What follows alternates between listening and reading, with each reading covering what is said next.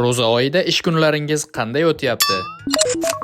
Soat tongi 4:30 da. Xo'rozlardan ham sal oldinroq uyg'onib, dangasalarda ovqatini yengil pishirib olamiz. Oldin bananni shunaqa qilib maydalab tashlab, keyin ikkita tuxum va xohishilarga qarab protein bilan reaksiyaga kirishtirib orasizlar. Asolovda pishirish kerak. Menga o'xshab qoraytirib olish yo'q. Bu ovqat dangasalarda ovqati bo'lsa ham kun bo'yi qorinni to'q tutarkan. Shunga albatta bir pishirib ko'ringlar. Og'izni yopib bo'lib sport bilan shug'ullanadi deb o'ylab qolmanglar. Chunki to'q qoringa sport bilan shug'ullanib bo'lmaydi. Yengil kitob o'qib olaveramiz. Kitobni ham uzoq o'qib o'tirmayman. Qaytadan uxlayman.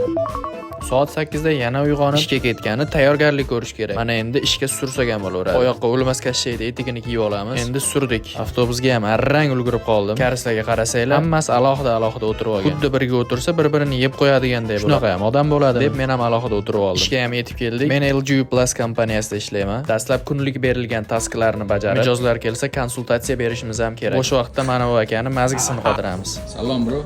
Salom, bro. Ximiz Manning this meme Jongso like Pershing. Do'stlar, agar Koreyada yashayotgan va mana bunaqa telefonlarni bo'lib to'lash bo'yicha konsultatsiya olmoqchi bo'lsanglar, kommentariyada plus belgisini qoldirib ketinglar.